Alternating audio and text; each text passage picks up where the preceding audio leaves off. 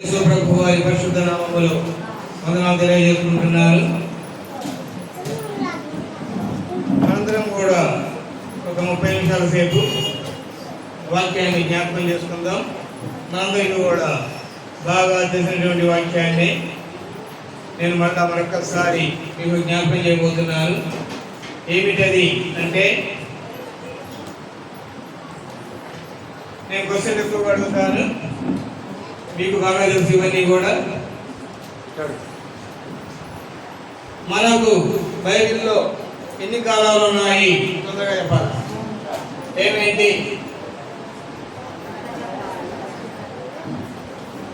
పితరుల కాలము, తర్వాత ధర్మశాస్త్ర కాలము, తర్వాత కృపాకాలము. ఇవి మనందరికీ కూడా బాగుగా తెలుసు. అయితే ఇప్పుడు పితరుల కాలము, ధర్మశాస్త్ర కాలము, ఈ రెండు కాలాలను కలిపి ఏమంటారు? రెండు కాలాలను కలిపి ఏమంటారు? పురుషులు ఏమంటారు? అపోస్తలుల కార్యగ్రంథము 17వ అధ్యాయంలో 31 ప్రకారంగా అజ్ఞాన కాలము. ఎందుకంటే నిరీక్షణకు ఆధారం లేనటువంటి కాలం అది, కనుక దానిని అజ్ఞాన కాలము అని పిలుస్తారు. కనుక ఇది అజ్ఞాన కాలము. కృపాకాలాన్ని ఏమంటారు మరి? జ్ఞానకాలము. ఖచ్చితమైనటువంటి ఆధారం ఉంది కనుక ఇది జ్ఞానకాలము.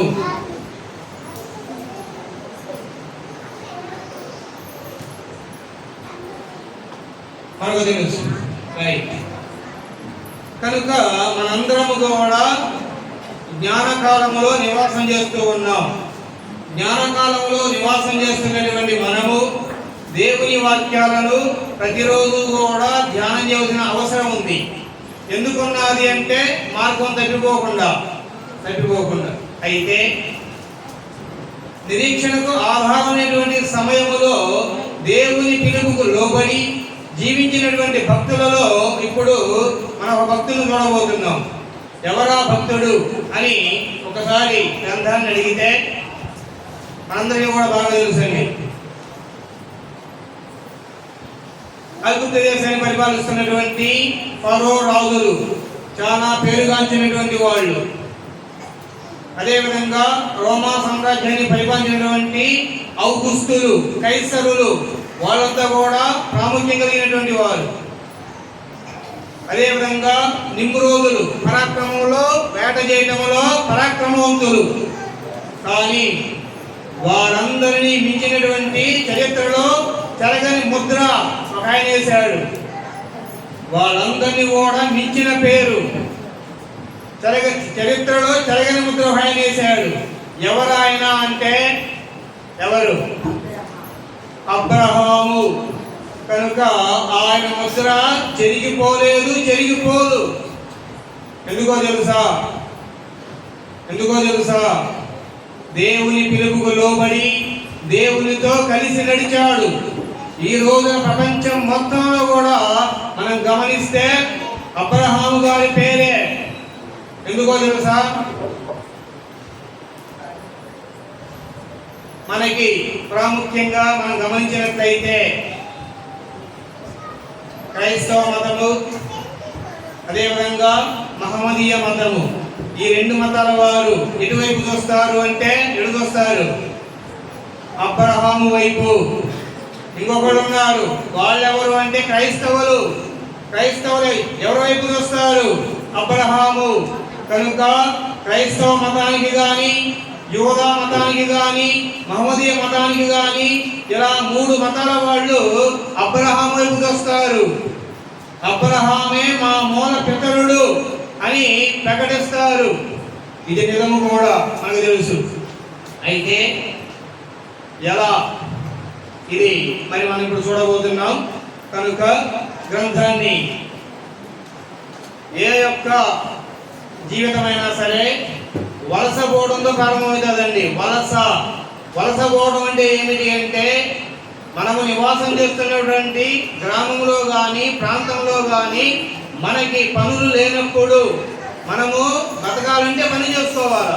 అలా పని చేసుకోవాలంటే ఎక్కడైతే పనులు ఉన్నాయో అక్కడికి మనం వలసపోతాం. ఇలా వలస మనం ప్రయాణం చేసినప్పుడు ఎక్కడైతే పనులు ఉంటాయో, సౌకర్యాలు ఉంటాయో, మన జీవనానికి అనుకూలంగా ఉంటుందో అటువంటి ప్రాంతాలలో మనము స్థిర నివాసం ఏర్పాటు చేసుకుంటాం. అటువంటి ప్రాంతంలో మనందరం కూడా జీవిస్తాం. అదేవిధంగా అబ్రహాము గారి యొక్క జీవితం కూడా వలసతో ప్రారంభమైంది. వలస అయితే గుర్తుపెట్టుకోవాల్సింది ఏమిటి అంటే మనము ఇక్కడ ఒకసారి మనం జ్ఞాపకం చేసుకుందాం. మీ అందరికీ కూడా బాగా తెలుసు, ఇది పెద్ద స్టోరీ కాబట్టి దేవుని చిత్తం అయితే ఈ రోజు రేపు కూడా నేర్చుకుందాం. ఈ రోజు రేపు కొంత మీకు జ్ఞాపకం చేస్తారు. అబ్రాము అంటే ఆ పేరుకు అర్థం ఏమిటి? ఏమిటి చెప్పాలా? తెలిసిన వాళ్ళు చెప్పరే? అబ్రాము అంటే గొప్ప తండ్రి, దాని పేరుకి అర్థం అది. అబ్రాము అనేటువంటి పేరుని దేవుడు మార్చాడు. ఆయనకి ఏమని పెట్టాడు పేరు అంటే అబ్రహాము అని పెట్టాడు. అబ్రహాము అంటే అర్థం ఏమిటి చెప్పాలా? ఏమిటి అర్థము? జన సమూహములకు తండ్రి. గుర్తుపెట్టుకోవాలా? జన సమూహములకు తండ్రి, దాని యొక్క అర్థం అది. అదేవిధంగా మనకు బాగా తెలుసు అబ్రాము భార్య పేరు ఏమిటి?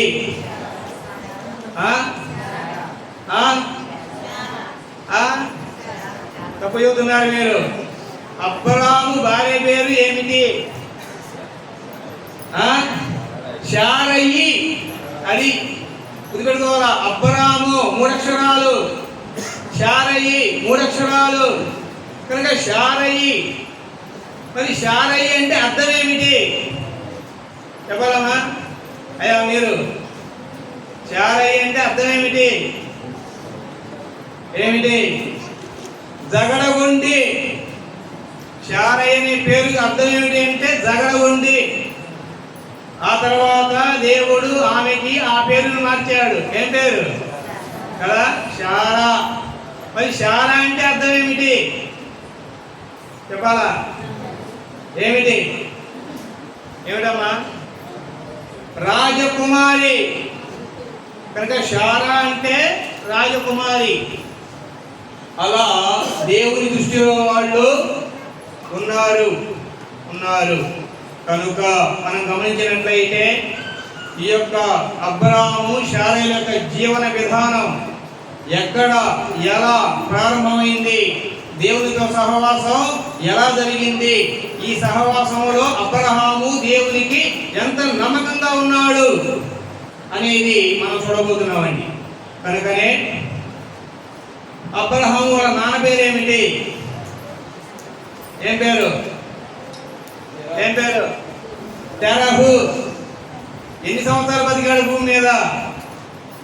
ఎన్ని సంవత్సరాలు? 205.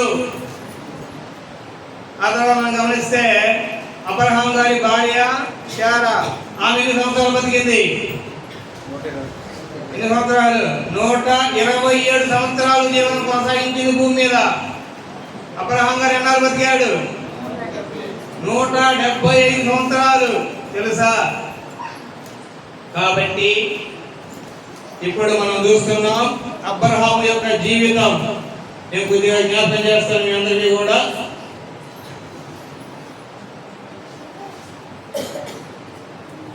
ఎందుకని చెప్పాను మీకు? పితల కాలం అనేది అజ్ఞాన కాలము. ఆ యొక్క పితల కాలంలోని ఒక భక్తుని జీవిత గాథ మనం ఈరోజు చూస్తున్నాం కొద్దిగా.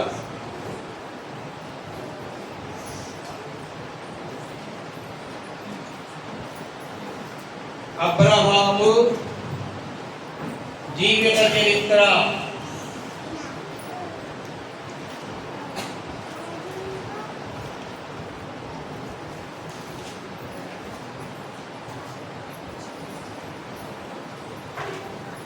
అబ్రహాము యొక్క జీవిత చరిత్ర. అబ్రహాము గారు ఎక్కడ నివాసం చేసేవాడు, ఏం చేసేవాడు అనే దాన్ని జ్ఞాపకం చేసుకుంటే ఈయన జీవిత చరిత్ర ఎక్కడ ప్రారంభమవుతుంది అంటే ఆది కాండము 11వ అధ్యాయములో 27వ వచనం మొదలుకొని ఆది కాండము 25వ అధ్యాయము 10వ వచనం వరకు కూడా ఈయన యొక్క జీవిత చరిత్ర కొనసాగుతుంది. కనుక ఇప్పుడు మరి మనం వాక్యాన్ని ధ్యానం చేద్దాం. నేను చదువుతున్నాను, చూడండి. గ్రంథం అందరూ కూడా ఆది కాండము 11వ అధ్యాయములో 27. తెరహు వంశావళి ఇది. తెరహు అబ్రామును, నాహోరును, హారానును కనెను. హారాను లోతును కనెను. ఆ తర్వాత హారాను తాను పుట్టిన దేశమందలి కల్దీల ఊరను పట్టణములో తన తండ్రి అయిన తెరహు కంటే ముందుగా మృతి పొందాను.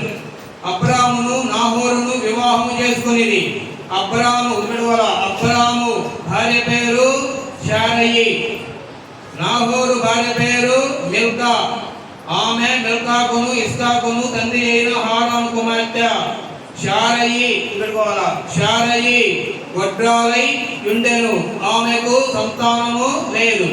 తెరహు తన కుమారుడగు అబ్రామును తన కుమారుడగు అనగా అంటే దాని నిర్వచనం, కుమారుడు అనగా అంటే నిర్వచనం ఏమిటది అంటే ఎవరాయన అంటే హారాను కుమారుడగు లోతును తన కుమారుడగు అబ్రాము భార్య అయిన శారయి అను తన కోడలని తీసుకొని కనానుకు వెళ్ళుటకు కల్దీయుల ఊరని పట్టణములో నుండి వారితో కూడా బయలుదేరి హారాను మట్టకు వచ్చి అక్కడ నివసించిరి. తెరహు బ్రతికిన దినములు 205 ఏండ్లు. తెరహు హారానులో మృతి పొందారు. రైట్. ఇప్పుడు ఇశ్రాయేలీయుల చరిత్ర ఎవరితో మొదలవుతుంది? ఎవరితో? అబ్రహాముతో.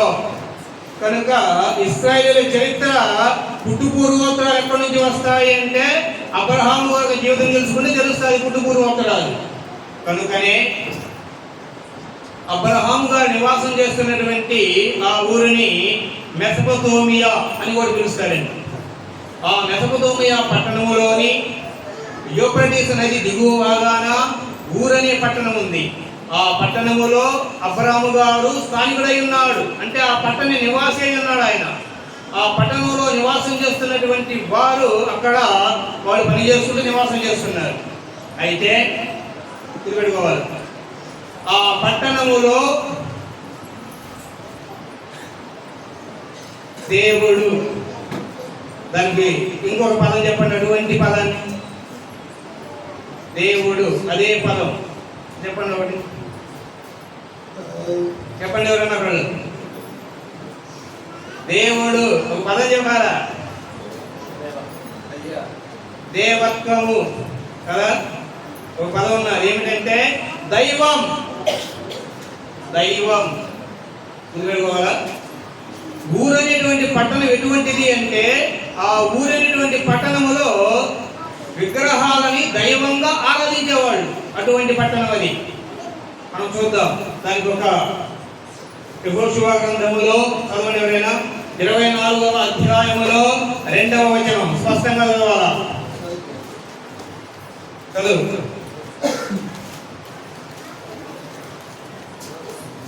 యెహోషువ 24:2.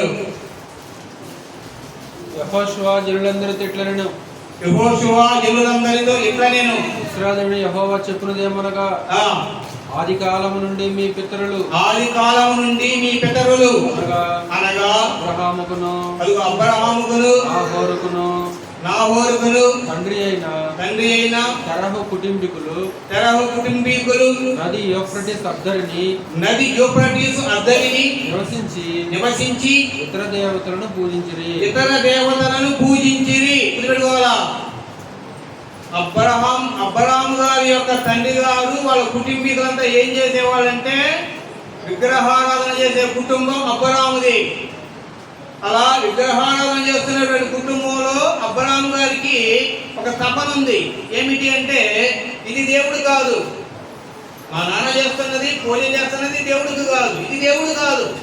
కనుక మరి దేవుడెవరు, దేవుడెవరు అని తెలుసుకోవాలన్నటువంటి తపన, ఆసక్తి ఆయనకున్నది అబ్రాహాముకి.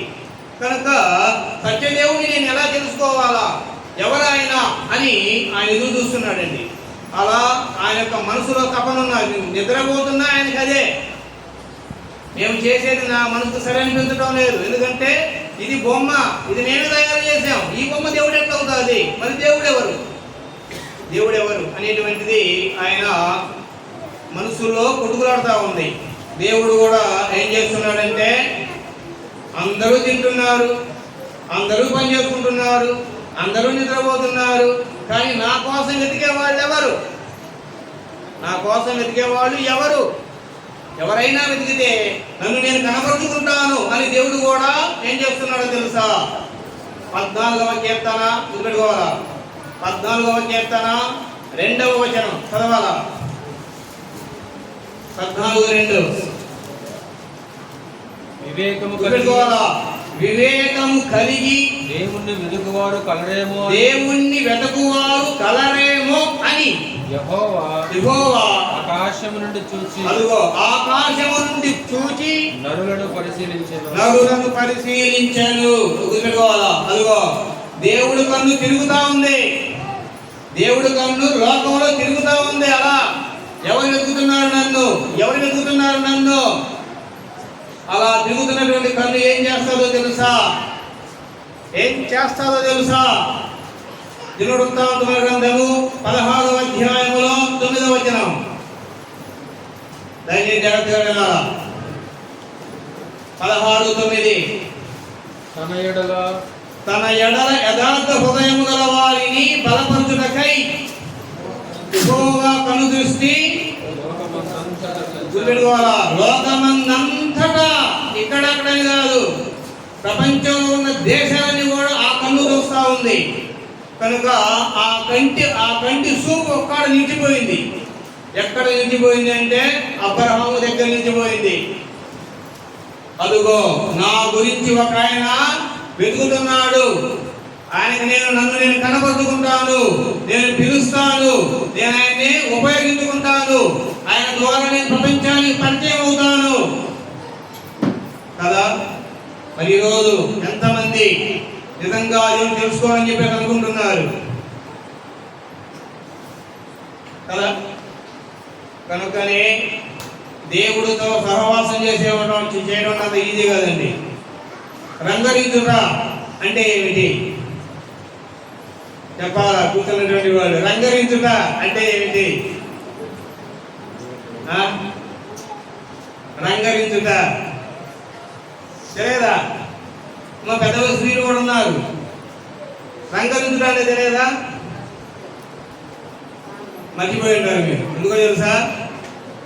ఇప్పుడంటే పసిపిల్లల పుడితే చేసుకొచ్చి చుక్కల ముందు పోస్తున్నారు, టకా టకా అని 2-3 డ్రాప్స్ వాళ్ళు తాగుతున్నారు, పండుకుంటున్నారు.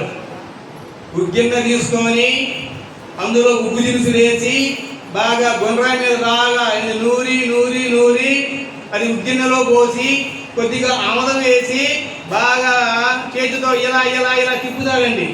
అప్పుడు బాగా మెత్తగా అయిపోతుంది. ఆ యొక్క ఉగ్గు ఆ పసిబిడ్డకు పట్టిస్తారు. ఆ పసిబిడ్డకు పట్టించిన తర్వాత ఒళ్ళంతా పోస్తారు, చేతులు ఎట్టలాగుతారు, కాళ్ళు ఎట్టలాగుతారు. అబ్బా ముక్కు కొట్టేలాగా రావాలని చెప్పి ముక్కు కట్టి తీసుకొని వస్తారు ముక్కుగాడ కదా. ఇటువంటి రోజు లేవు, ఇటువంటి రోజు లేవు.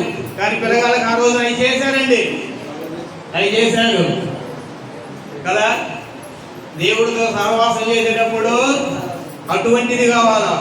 కష్టం వచ్చినా, బాధ వచ్చినా, శ్రమ వచ్చినా, ఏమొచ్చినా సరే మన మనసు దేవుడిని అనుకొని ఉండాలా. కనుకనే అప్పుడు మరి దేవుడు ఏం చేశాడు అంటే 25వ కీర్తన 12వ వచనం చదవాలా. 25వ కీర్తన 12వ వచనం. యెహోవా యందు భయభక్తులు గలవాడెవడో, గుర్తుపెట్టుకోవాలా. యెహోవా యందు భయభక్తులు గలవాడెవరో వాడు కోరుకొనవలసిన మార్గం, అదిగో వాడు కోరుకొనవలసిన మార్గమును ఆయన వానికి బోధించును, ఆయన వారికి బోధించును. అదిగో కనుక నీకు నిజంగా ఆ దేవుడు అంటే భయము భక్తి ఉంటే మార్గాన్ని నీకు ఆయన తెలియజేస్తాడు. అందుకని ఇటువంటిది కృపాకాలం కూడా జరిగిందండి. ఎవరు తెలియజేశాడు? కృపాకాలంలో కూడా దేవుడు ఒక ఆయనకి తెలియజేశాడు, నువ్వు ఈ మార్గంలో వెళ్ళాలా అని. ఎవరికి?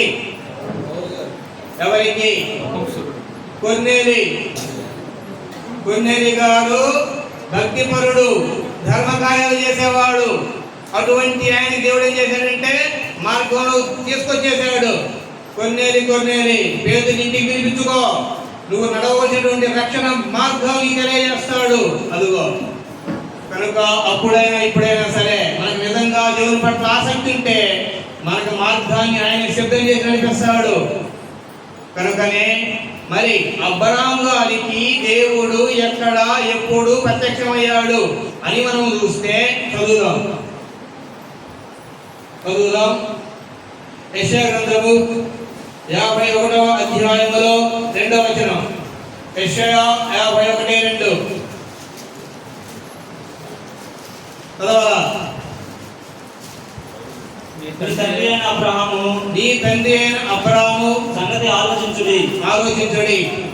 మిమ్మును కనిన శారాను ఆలోచించుడి. గురించి ఆలోచించుడి. అతడు ఒంటరి ఉండగా నేను అతనిని పిలిచి తిని అతనిని ఆశీర్వదించి చాలు. ఆ తర్వాత అపోస్తుల కార్యగ్రంథము 7వ అధ్యాయములో 1, 2, 3 వచనాలు.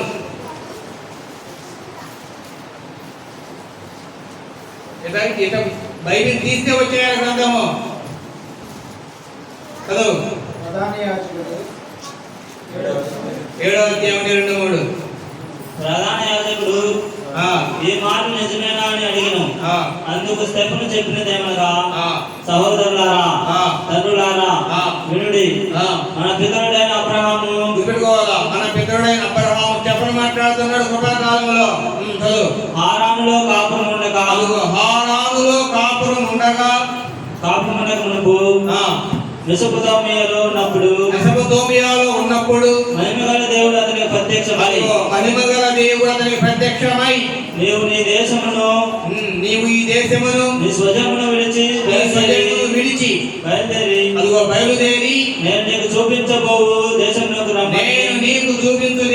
బయలుదేరి అతనితో చెప్పాను. బయలుదేరి వెళ్ళిపో. దేవుడు అబ్రాహాముని పిలిచాడు. అబ్రాహాము నివాసం చేస్తున్నటువంటి హారాను దేశంలో నుంచి దేవుడు ఏం చేశాడంటే, నీ సొంత దేశాన్ని వదిలిపెట్టు, నీ స్వజనాన్ని వదిలిపెట్టు, నేను నీకు తోడయుండి నేను కనాను దేశానికి చేరుస్తాను, ఆ దేశాన్ని నేను నీకు ఇస్తాను, నువ్వు రా అని పిలిచేశాడు. పిలిస్తే హెబ్రీ పత్రిక 11వ అధ్యాయములో 8వ వచనం చదవాలా? 11:8.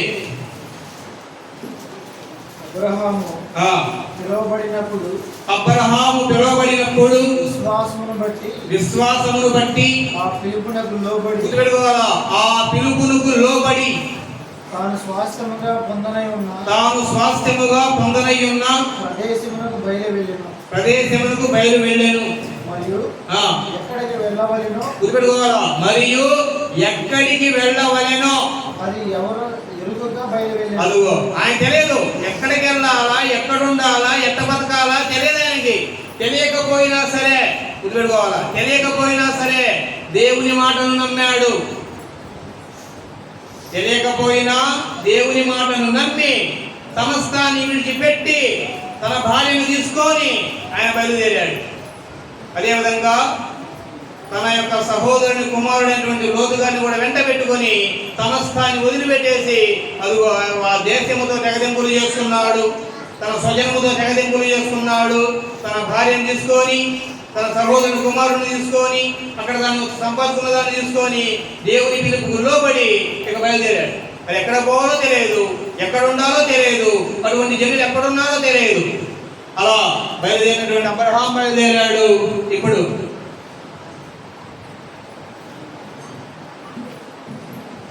భార్య భర్తకు ఎప్పుడు లోబడాలి, ఎన్ని రోజులు లోబడాలి? ఏమా ఎన్ని రోజుల్లో పడాలా? ఎప్పుడు పడాలా?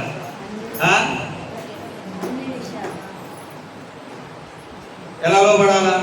భయపడి డబ్బుంటే ఎలా లోపడాలి? ఇష్టపూర్వకంగా లోపడాలా?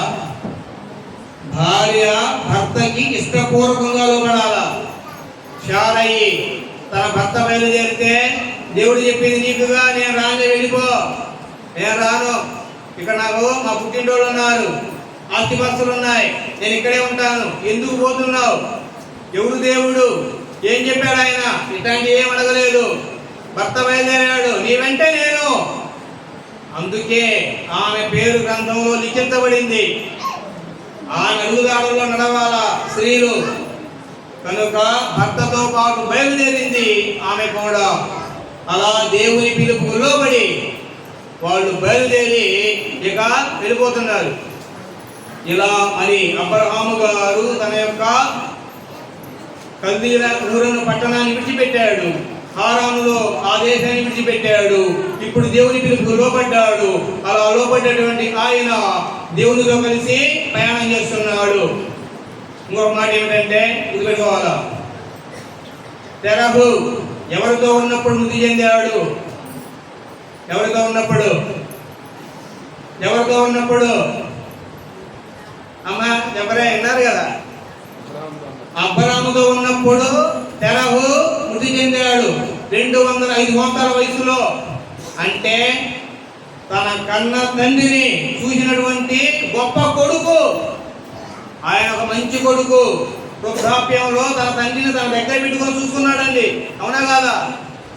నాహోరు ఉన్నాడు, ఆయన కాడ ఉన్నాడా? లేడు. ఎందుకని? అబ్రహాము, నాహోరు, హారాను అంటే లైన్ ప్రకారంగా చూసుకుంటే అబ్రహాం పెద్ద కొడుకుగా ఉన్నాడు, తండ్రి ఎక్కడ ఉన్నాడు? పెద్ద కొడుకు, అవునా కాదా? కనుక ఆ యొక్క అబ్రహాము గారు తన తండ్రి తనతోనే ఉన్నాడు, తన తండ్రిని బాగా చూసుకున్నాడు ఆయన. ఆ తండ్రి అదుగు కొడుకు ఒళ్ళోనే కన్ను మూసాడండి. ఎంత ధన్యత కదా, కొడుకు చేతిలోనే కదా కన్ను మూసాడు చక్కగా. అంటే వృద్ధాప్యంలో తన తండ్రిని కనిపెట్టుకుని చూశాడు అబ్రహాం. అలాగే ఆ రోజు చూసినట్టే ఈరోజు కూడా 6025 సంవత్సరాలు నడుస్తుంది మనకి బైబిల్ ప్రకారంగా. ధర్మశాస్త్రం 1500, పితరుల కాలంలో 2500, ఇది 2025.